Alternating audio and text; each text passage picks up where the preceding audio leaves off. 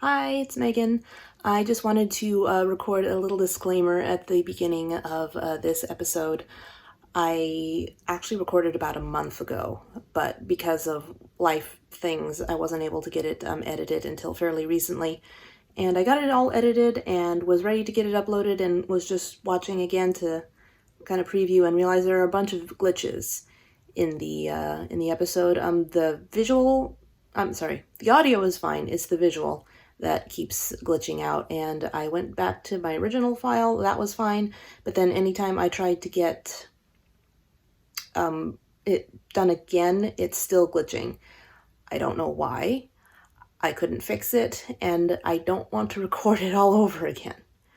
So, like I said, the audio is fine. It's just the visual that gets really weird every once in a while. And I just wanted to apologize for that before going into everything you're about to see. So I tried to fix it, I can't, and I want to apologize for that. So, what I do, here's the regular episode. Okay, let's see if I remember how to do any of this.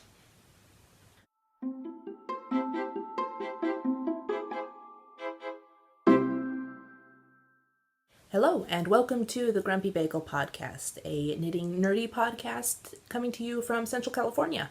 I am your host, Megan. You can find me on Ravelry and Instagram as the Grumpy Bagel, also Twitter now. I am severely late to the Twitter game, so I haven't really done anything over there. I'm only following a few people. I don't know how active I'm going to end up being. I just mainly want to do it to interact with other podcasters. I don't know what's going to happen. You may be following me for nothing. I don't know, but there it is. Been a while again. Hello. Also welcome to, I've got some new subscribers in the last 4 months since I recorded last, so thank you, welcome, and welcome back to regular viewers. And here I am. It's been a while. It always is. I don't know what to say. Life again. I've gotten so behind on so much stuff. Like even my podcast, I'm so behind on like not all of them. I don't know what this says to my mental state. I have been caught up on all of my true crime podcasts and am severely behind on all my knitting podcasts. I don't know what that says about me. Actually, I kind of do, but I just don't want to talk about it at this point. But I am back. Like I said, it's been a while, so I'm going to kind of break up my projects and acquisitions to a certain point because I don't want to just, overwhelm you with everything that has I've made in the last bit. So I'm gonna, let's talk about what I'm wearing. Nope, I never talk about what I'm wearing because I'm never wearing anything knit, but I'm not wearing anything hand knit today, but I am representing How It Should Have Ended, my Villain Pub t-shirt. Yes. Absolutely check out How It Should Have Ended on YouTube. They are amazing. They are hilarious. I want to go to the Villain Pub if it's a real place. Absolutely. I'm not tired at all. No. So, that being said, like I said, welcome back to everybody. Let's just go right into it, shall we? For finished objects, I have lots of socks and things. So, I'm going to go through my vanilla socks first. I finished my laser sheep yarns. Show notes. Down there, not up here, down there. Laser sheep yarns in the laser sock base in 9th sheep. Finished them based on the 9th Doctor. These are for me. I made for a friend some vanilla socks out of my Sherry Iris yarns, her titanium sock base in Bonfire Smoke. Are they pretty? I love the red speckling in there. See if we can get it there. So all of these, as far as I know, for the vanilla socks are my usual 56 stitches on size 1 needles. Just putting that out there in case anyone was interested. Here's a pair I made for another friend out of Nerd Girl Yarns Bounce and Stomp in the Perry colorway from one of the Who's Your Doctor clubs. Since I don't know his... It always sounds weird to say I don't know his feet very well when you're making some socks for somebody else that doesn't live with you. It sounds so weird to say it, but it's a thing. So I made them ribbed all the way down the leg and over the instep. So like, I don't know if he has wide feet, if he has narrow feet. I've never really noticed. So I like to do that when I don't know the person's feet very well. That could have come out so much better. Anyway, I made ribbed socks for a friend of mine. The last pair of vanilla socks, I made these out of the Turtle Pearls, what does she call that base? Turtle Pearls Yarn Striped Turtle Toes in the Live Long and Prosper colorway, which is inspired by Spock, my favorite Vulcan. I made these when I couldn't deal with all of my feelings. I'll let you guess why I thought of Spock for that. So I ended up using a different skein that I had of just a solid black for the heel, and then used the mini that came with this yarn set for the toe. I don't know. I could have used gold there, but I decided that it matched the, I don't know. I just think it looks better that way. So, Spock. Now onto some pattern socks. I made some Clark socks. Yay! These are by Jacqueline Salem, and the yarn is Once Upon a Corgi on the iron base and No Stuck in a Book, which is her tweed base, tweed and blue faced Leicester nylon blend. I can say all of these words, which is funny because I've seen this pattern so many places. Almost everyone's made them, but for some reason, I never, latched onto the pattern. And I've seen this color in many places, but I've never latched onto the color either. But together, for some reason, other people have made this combination of pattern and color, and I think it's absolutely adorable. So I went ahead and made some myself. Let's see if I can get on my hand a bit so you can see the cable down the front. My weird sock puppet. That's the cable down the front of the leg. And she even has one down the back of the leg, which is super cute. Look. That way something's always happening. So I'm really looking forward to these. The weather has just started to turn, so it's really cold in the mornings and then, hot in the afternoons, but then cold again, so I can wear my socks again. Yay! Last pair of socks for today, at least in finished objects. I was able to use up another one of my sock sets from Little Skein in the Big Wool's Kindred Spirits Club, which is inspired by all things Anne of Green Gables. And this set I used the one for Anne and Diana, which was based around raspberry cordial, the infamous raspberry cordial incident. And someone made a pattern, she's called Crystal Tea Knits, made a Marilla's Raspberry Cordial Socks pattern, and I thought, this is absolutely perfect. This is what I've been waiting for. So here they are. Aren't they gorgeous? I love that she uses a lace cuff going into a nice sturdy kind of broken seed stitch pattern. So, like I said, she just changed up the formula recently for the Kindred Spirits Club, but for a while, Anne had a, two 50 skein, that'd be some club if you could get 50 skeins in it, 2 50-gram skeins, and then one 25-gram skein for coordinating colors. So, I just mixed those up and had contrasting cuffs with the body, and then use the little the quarter skein for the heels and toes on there. And I'm very happy with them. I just love it when you're able to get a pattern and colors matching together like that. So that's it for socks. Now we are on to sock heads. I've made a few sock head hats in the past few months. So sock head hats by Kelly McClure, all of these. The first one is in Anti-Valentine by Stranded Dye Works. And the second is some Nerd Girl yarns in the brilliant colorway, inspired by the 13th Doctor. And then the third one is Bingo! Dino DNA. Inspired by Mr. DNA of Jurassic Park. Also made another Stash Buster. Another one of the favorites. I used up my precious, precious skein of Nerd Girl Yarns Bounce and Stomp in the Happy for Deep People colorway. It's inspired by Sally Sparrow it's Blink. The episode is called Blink. The lesson you learn is don't blink. One of my favorite episodes of all time, one of my favorite characters. This is a beautiful blend of blues and purples and browns. I made a bias cowl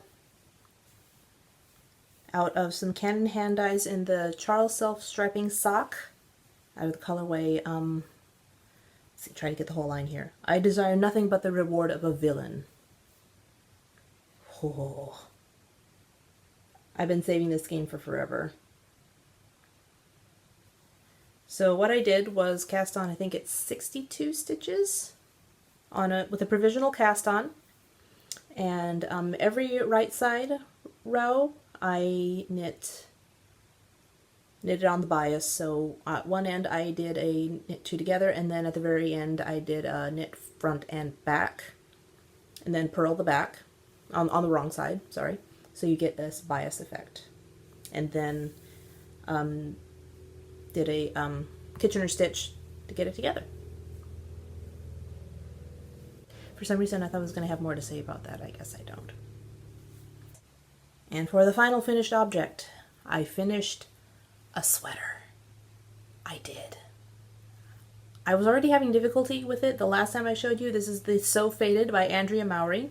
I was just having trouble, not with the pattern, but just with trying to distribute the colors to my liking, since I was using some very highly variegated colors. Here she is. Ooh. Isn't she gorgeous? I'm so proud of her. So what I was doing was trying to break up the Palais Garnier here to try not to get stacks of this red and gold on top of each other in just different places. So last time I recorded, I was still working on that. And I'd gotten almost down to where I was going to start the bottom ribbing and thought, something seems a little bit off.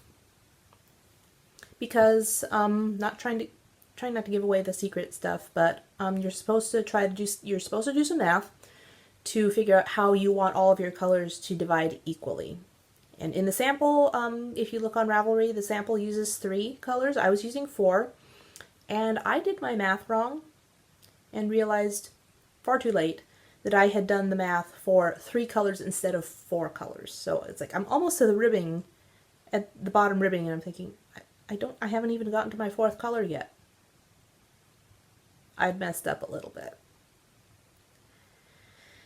And I was not happy about it. I had to have a little, knitting pity party, like you do.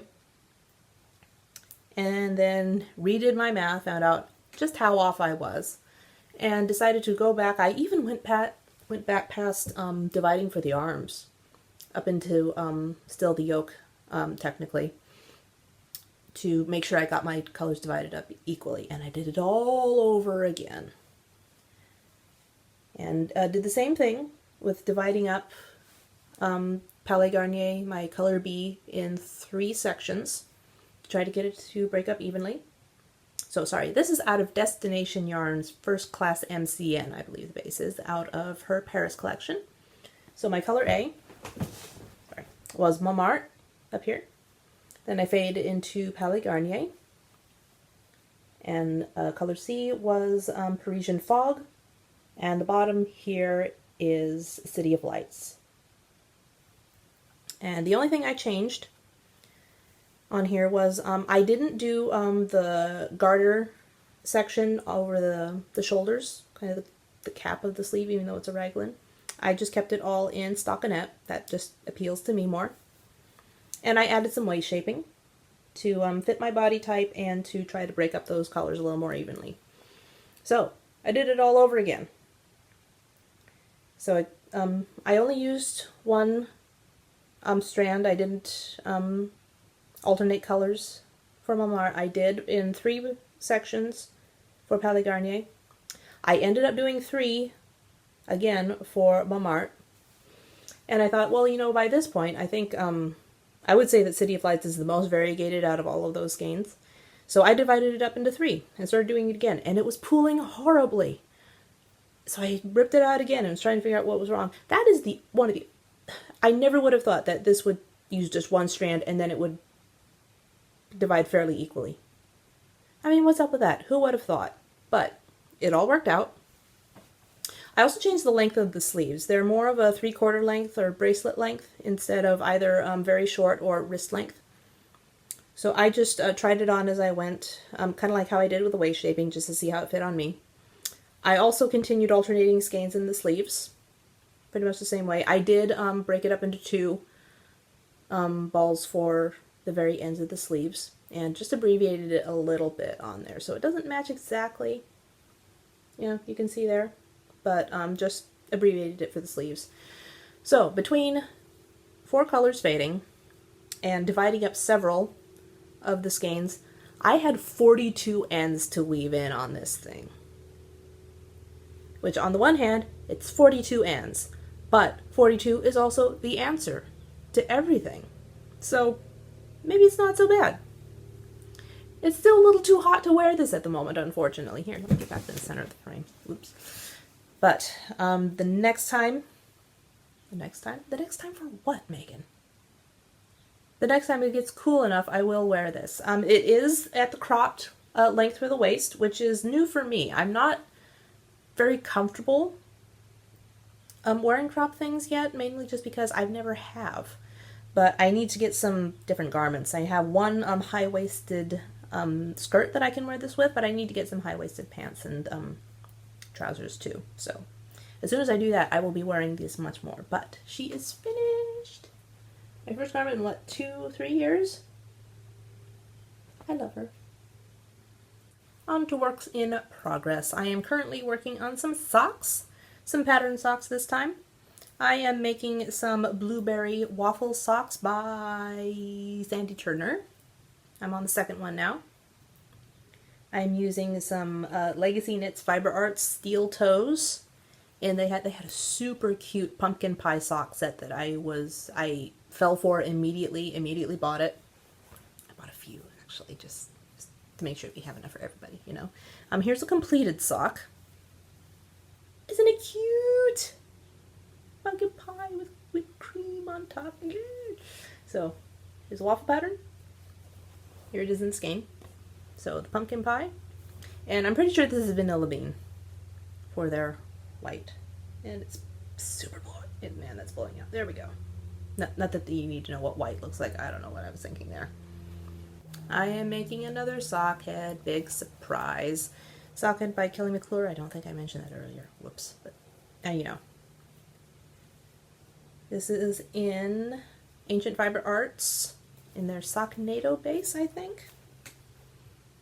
It's out of their cat collection. This is Tuxedo Cat. I didn't know what it would do in a fairly small circumference, but I love how it's striping there. And I finished another panel for my literary blanket, which is the blanket that I'm making out of the mini skein sets from Canon Hand Dyes, inspired by books, various books. She released the minis from her Choose Your Own Adventure Club this last quarter, I believe, for Agatha Christie's Death on the Nile. Here it is. Ooh. This is on the John Marino base. So this time, I actually tried to pay attention to how she was releasing these. The Choose Your Own Adventure comes in, if you get the full capabilities of the club, because there's different tiers you can sign up for, you will get 4 colors every month for 6 months, inspired by a different passage or character from the book. So, to the best of my ability, I was able to go back and see which 4 colors were released together, and I tried to they were, in this case, inspired by a line or a phrase from the book, and I did my best to, what was that face? It was a very confused face. I was trying to get the lines in chronological order and arrange them as such. So there we are. I really like having an Agatha Christie thing to add into my blanket, so it's not just classic or like Victorian era literature. I have some modern pieces in as well. And let's get on into acquisitions. There have been a few over the last bit, so I'm going to try to cut it down and just stick with what I've gotten in clubs to show you, instead of everything that's either stored away or has been used up already. So why don't we tackle the Who's Your Doctor Club, which is run by Nerd Girl Yarns. I get all these on the Bounce and Stomp base. I'm not sure if I can get any particular order, if I'll just grab them and go through them. This is the most recent one. This is Desolation, which is inspired by one of the first of 13's episodes. So, Desolation. This is the Dalek Invasion, which I definitely want to pair with this other skein, which is inspired by Graham, who I think is my favorite character or companion from the new series. So family isn't just about DNA. I love Graham. He is precious and must be protected at all costs. So I want to put these two together. I'm not sure if I'll do a fade or something like that, but Graham. This is I Am Good, which is inspired by Martha Jones. Poor, long-suffering Martha Jones. Here are the skeins from the Kindred Spirits Club, which, like I said, was run by Little Skein and the Big Wool. So this is right before she changed her format. This is the sock set, which was inspired by Anne and the waters, different bodies of water of Prince Edward Island. So you have our sand dollar stitch marker. And the mini skein is Gulf of St. Lawrence. Blue's Lake of Shining Waters, and Green's Dryad's Bubble. And like I said, Anne changed the format for the Kindred Spirits Club, so now you can you can get the skein with some goodies attached to it, which I continue to do. So this was in this is in the house sock base. Now the yarn comes in the smooth sock base, and this is Marilla's Amethyst brooch with a amethyst stitch marker. And the most recent is Around the Bend. This is beautiful green and a lovely leaf progress keeper. I was fortunate enough to be included in Canon Hand Dye's Self-Striping Club this year. She divided them up into 2 themes, and one of them was for the Princess Bride, which, yes, I am so excited about. And she does all entries by a lottery. I got in. So excited. So the first, it will alternate between her different styles of self-striping yarn, which one of them is polar opposites, and then 6-color self-striping. So let me go through them one by one. The first one is The Cliffs of Insanity, which I cannot say it ever, except that one time, without doing my best Wallace Shawn voice. The Cliffs of Insanity! Ah! Here, look at the tag. And I got a coordinating mini skein to go with it for heels and toes. So in her polar opposites, you'll see that one skein, get closer there, is mostly brown with some thin purple stripes. And then the other will be mostly purple with some brown stripes. And then a mini to go with it. And the next month was Treasure Your Love. The Impressive Clergyman. Oh, that's blowing out. Okay, that's better. It's so hard not to knit all of these up right away. I want to be able to try to save them until the club is all done, and either pick for myself or have some friends pick from them as well who also love The Princess Bride as much as I do. And this latest one was the Polar Opposites again with ROUSs. Rodents of unusual size? I don't believe they exist. Rah! Sorry, that was really corny. I don't know why I did that. I'm very tired. So ROUSs. That actually turned out shorter than I thought it would. Maybe I should limit myself more often. I don't know. Current obsession, Hadestown. Oh my gosh. You've got to check it out. It was before the Tonys. I mean, they won the Tonys. They won Best Musical of the Year. I think it came up on my Instagram feed, was clips for this thing called Hadestown. And I thought, I don't know what you're trying to do here. This could be really good or it could be really bad. It is so good. Go listen to it. There's a few different versions of the album depending on when they were published. It's an incredible musical by Anne Mitchell about, it's so many feelings. The best way that I've heard it described is post-apocalyptic depression. If you look at any of the ads, if you look at any of the footage, you'll start to get it. But it's sort of a modernization, post-apocalyptic, of the Greek myths of Orpheus and Eurydice, with a very healthy dose of Hades and Persephone as well. It is amazing, and it's not, if you told me just what type of, the style of music that's being presented and the era, for lack of a better term, that it takes place in, I would have said, I don't know that. But altogether, it is so rich and it's so smart. She thought it out so well, and all the references and foreshadowings. And I mean, I knew about Orpheus and Eurydice. It had been several years since I'd read about the myth or heard about the account, and it started to come back to me more as I was listening and thinking, oh, this is great, and there's wait a minute, I know what happens.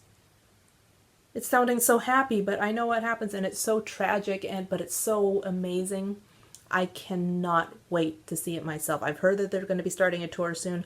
I would love to be able to go to Broadway and see it with the original Broadway cast, but check out Hadestown. Just do it. Thank you so much for sticking around and returning and watching my channel and video here. If you like what you see and what you heard, go ahead and give a thumbs up and subscribe if you feel so inclined. Until the next time, which may be at any time whatsoever, who knows. Thank you so much for watching, and I will see you later. Keep knitting, keep nerding. Bye.